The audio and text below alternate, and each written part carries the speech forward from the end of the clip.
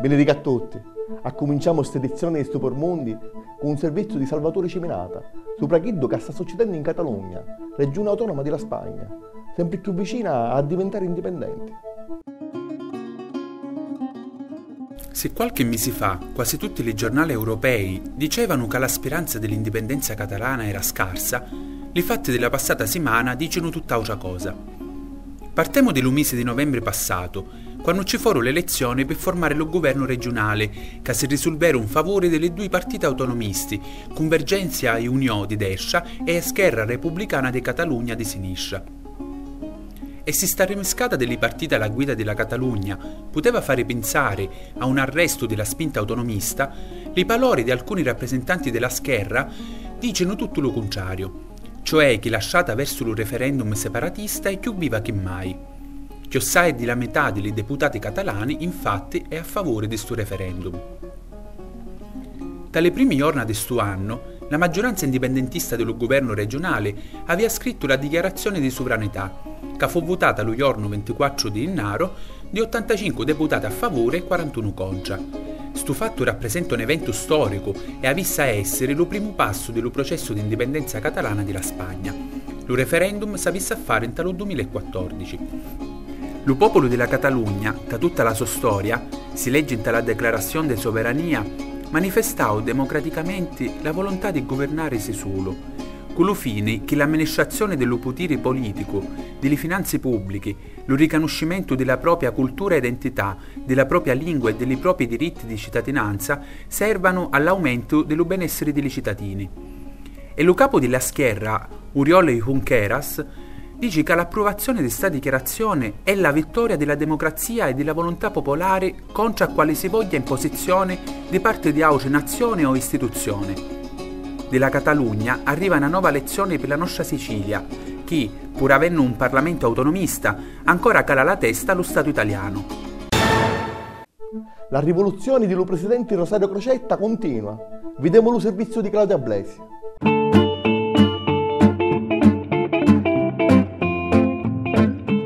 Grande rivuglio a Palazzo Reali per le decisioni che pigliò il nuovo presidente Rosario Crocetta sopra gli incarichi dirigenziali all'ARS.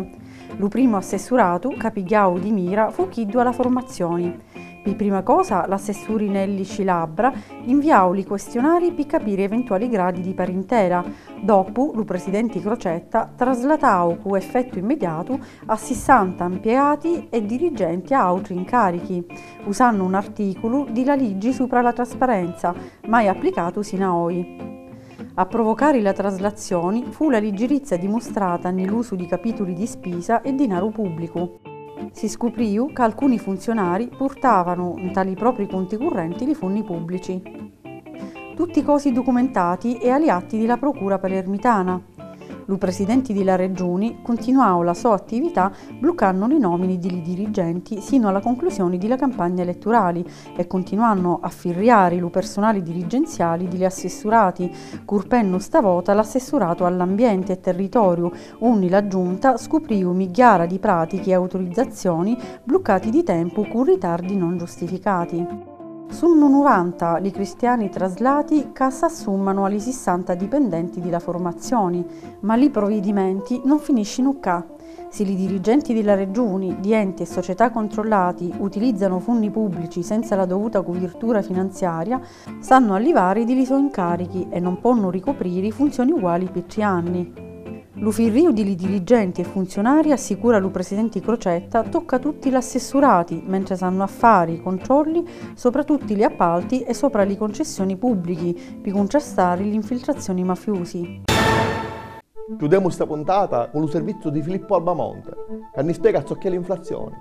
E se davvero va a crescere per forza se lo Stato si mette a stampare moneta per le sue necessità. Gli esperti della scuola monetarista, chi di inventare l'euro e chi sono sempre ospiti in tali trasmissioni della televisione, dicono che lo Stato non può stampare moneta, altrimenti acchiana l'inflazione, cioè la perdita di valore della moneta e l'aumento dei prezzi. Ma è proprio vero? Vediamo di partire con un esempio.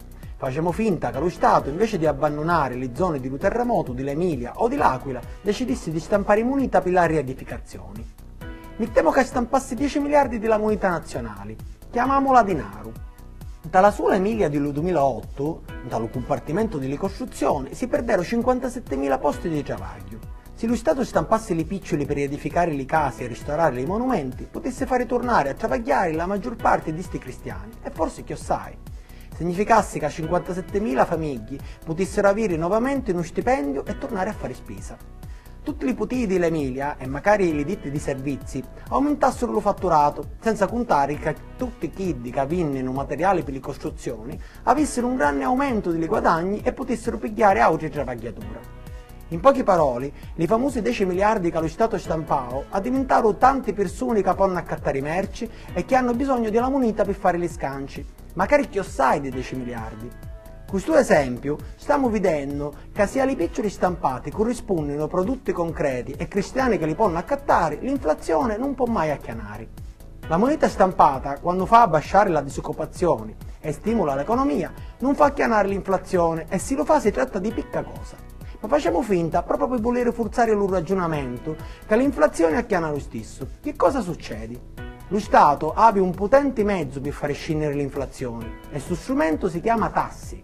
Le tasse non servono al governo che abbia la propria moneta per pagare i suoi spese, ma servono, tra le altre cose, a levare di mezzo le piccole in eccesso dallo circuito economico.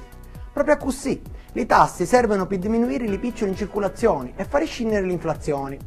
O invece lo Stato ha l'euro, che non è la sua moneta e non lo può stampare, quindi è costretto a livello delle sacchette dei cittadini per pagare le sue spese, e alcune cose non le può più fare, come per esempio riedificare le zone del terremoto. Questo è tutto per questa settimana. Ci vediamo il prossimo venerdì. Salutiamo!